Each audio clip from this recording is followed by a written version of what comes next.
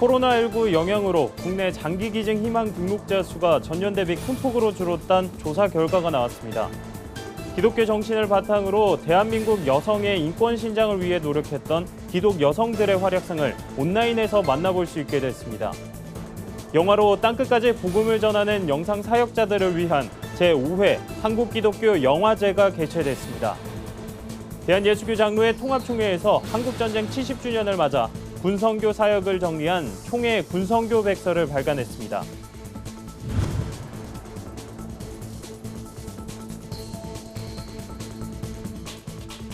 여러분 안녕하십니까? 구티비 뉴스입니다. 코로나19의 여파가 장기 이식을 기다리는 환자들에게도 영향을 주고 있습니다. 장기 기증을 희망하는 등록자 수가 전년 대비 큰 폭으로 줄어든 건데요. 네, 기증을 독려하던 대면 활동도 할 수 없게 됐다고 합니다. 자세한 내용 하나은 기자가 보도합니다. 국립장기조직혈액관리원에 따르면 올해 1월부터 8월까지 장기기증 희망 등록자 수는 4만 9천여 명. 작년과 비교해 같은 기간 대비 27% 넘게 감소했습니다. 이러한 추세면 올해 장기기증 신청자는 6만 명대에서 그치게 될 것으로 보입니다. 지난해에 비해서 장기기증 희망 등록자도 한 3분의 2 수준밖에는 되지가 않습니다. 16년 만에 최초로 7만 명이 넘지 않는 초유의 일이 벌어질 것 같아서. 사랑의 장기기증 운동본부에 따르면 본부를 통해 장기기증을 신청하는 사람들의 70%는 기독교인입니다. 이들 대부분은 본부가 지역교회와 협력해 진행하는 생명나눔 사랑 예배를 통해 장기기증을 서약하게 되는데 코로나로 인해 교회의 대면 예배가 어려워지면서 자연스럽게 서약을 하는 경우도 줄었습니다. 게다가 본부가 자체적으로 진행하는 오프라인 교육이나 캠페인도 코로나 감염 우려로 모두 취소되면서 장기기증 서약자 수가 급감하게 된 겁니다. 이와 관련해 사랑의 장기기증 운동본부 측은 장기기증은 다른 사람에게 새 생명을 줄 수 있는 소중한 일이라며 많은 사람들의 동참을 호소했습니다. 지난 2010년 갑작스런 사고에 남편을 하늘나라로 보내며 고인의 뜻에 따라 장기기증을 하게 된 서정 사모는 이럴 때일수록 더욱 많은 사람들이 장기기증에 관심을 가졌으면 좋겠다고 말합니다. 저희가 사실은 영혼은 살아서 천국을 가지만 저희 육체는 이 땅에서 썩어지는 거잖아요. 근데 이 썩어질 육체를 가지고 여러 사람을 살리는 일에 쓰임 받는다면 그것 또한 의미 있다고 얘기하셔서 장기기증을 하게 되면 각막이나 신장, 간 등의 장기 이식을 통해 최대 9명의 생명을 살릴 수 있다고 알려져 있습니다.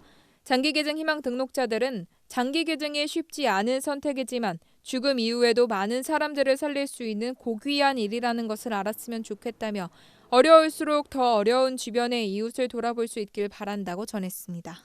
구티비 뉴스 하나은입니다. 불과 수십 년 전만 해도 대한민국에서 여성의 인권이 존중받지 못하는 일이 많았습니다. 여성이 목소리를 내기 시작할 수 있었던 것은 기독교 정신을 바탕으로 한 사회운동이 있었기에 가능했는데요. 이러한 여성 사회운동의 발자취와 기독 여성의 활약상을 온라인으로 한눈에 볼 수 있다고 합니다. 김민주 기자가 취재했습니다. 일제강점기였던 1930년대, 크리스천이던 최용신 선생은 수원샘골에서 한글과 성경을 가르치며 농촌 계몽과 문맹 퇴치에 힘썼습니다. 가부장적 제도 아래 성차별이 심했던 1960년 기독 여성들은 직접 거리로 나와 첩을 두는 당시 문화를 반대하는 운동을 펼치기도 했습니다. 이처럼 한국 근현대사에 나타난 여성들의 활약상과 여성 운동의 역사를 온라인에서 한데 만나볼 수 있게 됐습니다. 기독 여성 시민단체인 한국 YWCA가 창립 100주년 기념 사업의 일환으로 청년 여성 기독운동의 유산을 공유하기 위해 온라인 저장소 아카이브를 구축한 겁니다. 아카이브는 1898년 9월 1일 북촌에 살던 2명의 여성이 여권운동을 시작한 날에 맞춰 일반에 처음 공개됐습니다. 공동의 기억을 남기는 그런 의의가 있고 그 100년 동안 그 여성을 위한 그 인권 신장을 위한 해서 했던 수많은 일들, 그 일들을 기록으로 또 남겨보는데 특별히 그 초점을 맞추고 있습니다. 아카이브엔 지난 98년간 한국 YWCA가 주도했던 여성 인권운동의 역사가 담겨 있습니다. 현재는 1922년부터 시작된 YWCA의 초기 활동을 중심으로 1단계 자료 구축이 이뤄진 상태입니다. 아카이브의 기록 페이지에선 YWCA 설립 이야기와 여성인권, 직업훈련 등 8,300여 건의 기록물과 사진을 볼 수 있습니다. 궁금한 정보가 있다면 키워드 검색을 활용하면 됩니다. 아카이브 콘텐츠 메뉴는 연도별로 역사를 요약해 놓아 한눈에 볼 수 있도록 구성했습니다. 회원 YWCA 메뉴에선 전국 53개 지역 YWCA의 정보와 활동 기록을 확인할 수도 있습니다. 한국 YWCA는 2022년까지 아카이브 자료 구축을 단계별로 확장하는 한편 경기도 시흥 YWCA 버들캠프장에 오프라인 자료실을 만들어 시민들이 언제든 관람할 수 있도록 할 계획입니다. 구티비 뉴스 김민주입니다. 코로나 시대, 복음을 전하기 위해선 미디어만큼 좋은 도구가 없죠. 지난 주말 비대면 방식으로 열린 한국 기독교 영화제에선 다양하고 우수한 작품이 출품돼 눈길을 끌었습니다. 천보라 기자입니다.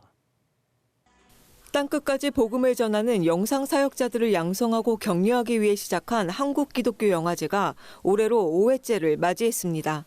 코로나19로 관계자와 수상자 등 소수만 참여하는 비대면 방식으로 진행됐습니다. 올해는 한국기독교 단편영화제에서 한국기독교 영화제로 명칭을 바꾸고 장편영화를 출품토록 하면서 작품성과 다양성 면에서 적잖은 성과를 이뤘다는 평가입니다. 최우수상의 영예는 홍춘기 감독의 단편 이대로 살아간다에 돌아갔습니다.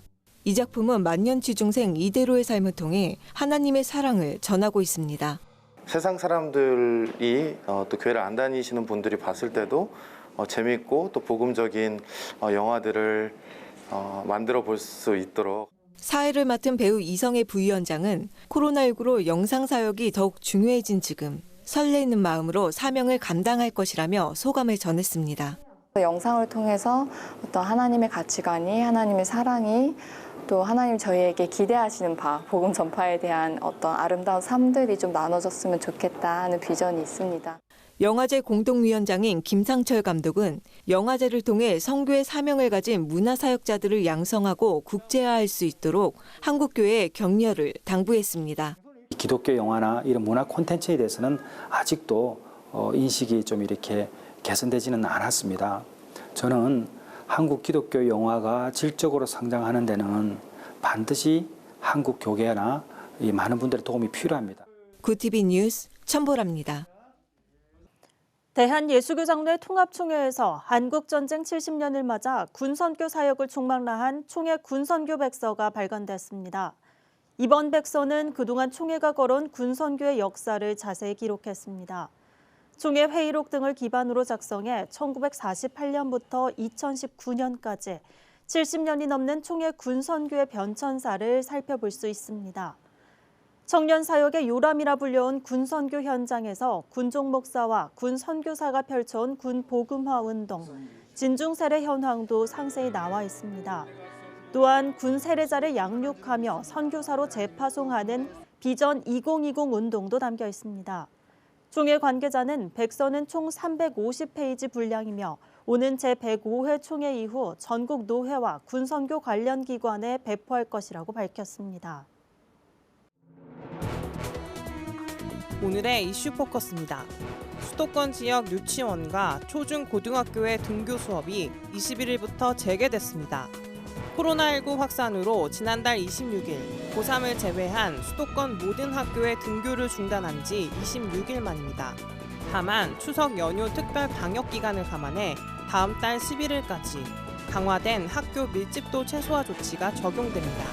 이에 따라 유치원과 초중학교는 전체 학생의 3분의 1 범위 내로, 고등학교는 전체 학생의 3분의 2 이내로 등교해야 합니다. 정부가 추석 연휴 직전까지 전국의 사회적 거리두기 2단계를 연장해 적용하고 내달 11일까지 2주간은 추석 특별 방역 기간으로 지정해 코로나19 확산을 억제하겠다는 방침을 밝혔습니다. 21일 중앙재난안전대책본부에 따르면 정부는 당초 20일 종료 예정이었던 비수도권의 거리두기 2단계 조치를 일주일 연장해 27일 밤 12시까지 적용하기로 했습니다. 이번 연장 조처로 수도권과 비수도권 모두 2단계 수준이 유지됩니다. 종교를 이유로 병역을 거부한 여호와의 증인 신도가 병역법 위반으로 유죄를 선고받았습니다.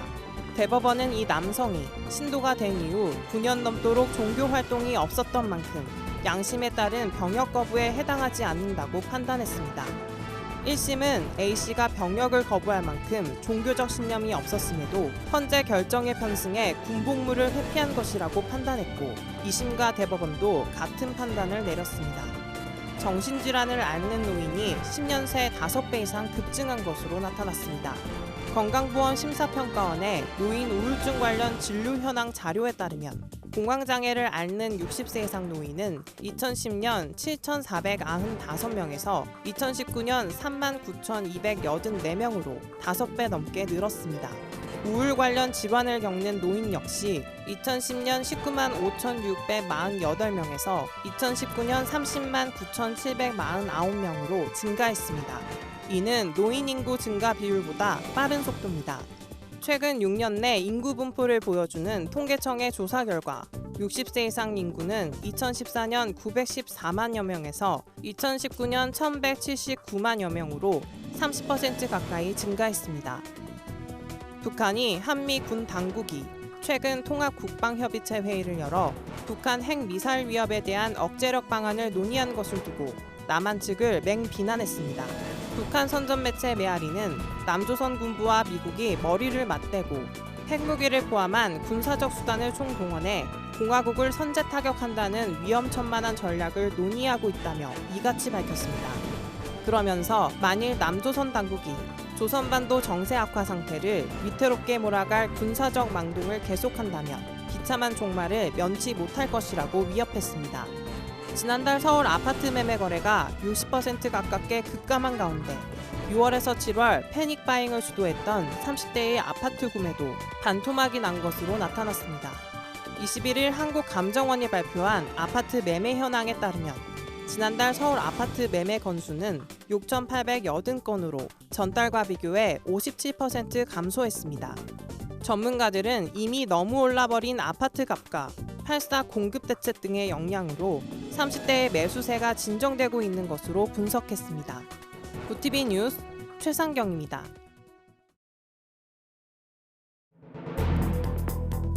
구티비 월드와이드입니다.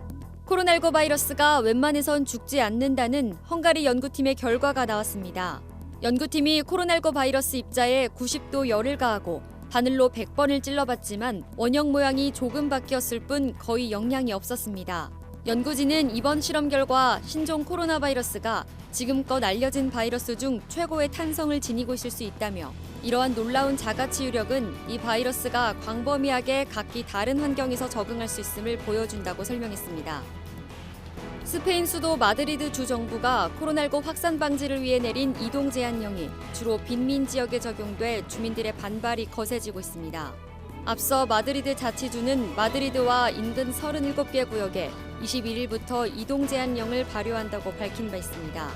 이에 스페인 마드리드 남쪽 지역 바예카수구에서는 600여 명의 시위대가 모여 주 정부의 코로나19 제한 조치에 항의 시위를 벌였습니다. 한 시위 참가자는 부유한 지역에선 이동할 수 있는 일을 바예카스에서만 안 된다는 건 비논리적이라며 이는 차별적 조치라고 주장했습니다. 미국의 코로나19 누적 사망자가 20만 명에 육박했습니다. 미국 존스홉킨스 대학에 따르면 현지 시간 20일 기준 코로나19로 목숨을 잃은 미국인은 19만 9,421명에 집계됐습니다. 일부 전문가들은 올 가을부터 코로나19와 독감이 동시에 유행하는 트윈데믹이 현실화하고 방역이 느슨해질 경우 내년 1월까지 사망자가 41만 5천 명에 달할 수 있다고 경고했습니다. 미국의 한 전염병학 교수는 10월과 11월에 상황이 나아질 것이란 긍정적 시나리오는 기대하기 어렵다며 노인과 아이들에게 트윈데믹이 치명적인 영향을 미칠 수 있다고 우려했습니다. 미국 정부가 중국 동영상 공유 애플리케이션인 틱톡을 미국 내에서 다운로드하지 못하게 했습니다. 미국인의 개인정보가 중국 공산당에 넘어갈 우려가 있어 국가안보가 심각한 위협이 된다는 게 제재 이유입니다. 트럼프 대통령은 우리는 중국으로부터 완전한 보안을 확보해야 한다면서 우리의 보안을 위협하는 어떤 일도 하지 않을 것이라고 말했습니다.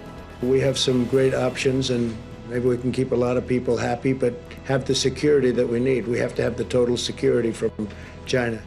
한편 중국 모바일 메신저 위챗에 대해서도 사용을 금지했지만 미국 법원이 이는 표현의 자유를 침해한 결정이라며 행정명령을 중단하라고 했습니다.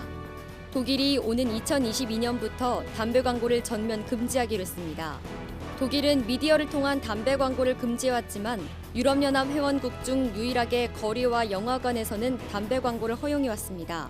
AFP 통신에 따르면 대연정 다수파인 기독민주당 기독사회당 연합과 소수파인 사회민주당은 오랜 협상 끝에 지난 5월 담배 광고를 전면 금지하는 데 합의했습니다. 통과된 법안에는 내년부터 무료 담배 배포가 금지되고 2024년부터는 전자담배 광고도 허용되지 않는다는 내용이 포함됐습니다. 구티비 뉴스 이정은입니다. 글로벌 선교 방송단과 함께하는 교계 소식을 박재현 기자가 보도합니다. 구티비 권사합장단이 창단 기념 예배를 갖고 공식적인 활동을 시작했습니다. 50여 명의 초교파 권사들로 구성된 구티비 권사합장단은 앞으로도 다양한 활동을 통해 찬양으로 복음 전파와 문화 선교 사역에 앞장설 계획입니다. 단장 장미자 권사는 선교적인 사명을 가지고 하나님을 찬양하기 위해 노력할 것이라며 하나님이 부르시는 어느 곳이든지 찬양으로 영광을 올려드리겠다는 포부를 전했습니다. 광림교회가 수해와 코로나19로 어려움을 호소하고 있는 이웃들을 위해 광림 선한 나눔 운동을 진행합니다. 광림 선한 운동은 지난 13일부터 20일까지 성도들이 기부한 물품으로 1,500개의 나눔 박스를 제작하고 기부금과 함께 어려운 이웃들에게 전달할 예정입니다. 김정석 담임 목사는 선한 나눔 운동을 통해 복음이 흘러가는 역사가 있길 바란다고 말했습니다. 광야 아트센터가 코로나19로 모임이 어려워진 한국 교회를 응원하기 위해 광야 복음 뮤지컬 집회를 개최합니다. 오는 25일 오후 8시 유튜브 채널을 통해 참여할 수 있습니다. 광야 아트센터는 첫 번째 집회에선 문화행동 아트리 대표 김관영 목사가 설교한 뒤 25분가량의 요한계시록 뮤지컬 일부를 공개할 예정이라고 말했습니다. 국제구호개발 NGO 월드비전이 일러스트레이터 배성태 작가와 함께한 꿈꾸는 아이들 꿈날개 클럽 멘토데이를 성공적으로 마무리했다고 밝혔습니다. 멘토데이는 지난 18일 취약계층 아동과 청소년이 진로에 대한 고민을 나누고 꿈을 키울 수 있도록 응원하기 위해 마련됐습니다. 배성태 작가는 아이들이 조금이나마 꿈을 향해 노력해가는 계기가 되었으면 좋겠다고 말했습니다. 구티비 뉴스 박재현입니다.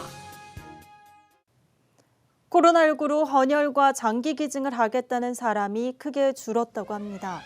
특히 장기기증의 경우 신청자의 상당수가 기독교인이라고 하는데요. 모두가 어려운 시기지만 생명 나눔 운동의 불씨만큼은 꺼지지 않았으면 하는 바람입니다. 네, 이상으로 뉴스를 마칩니다. 오늘도 함께해 주신 여러분 고맙습니다.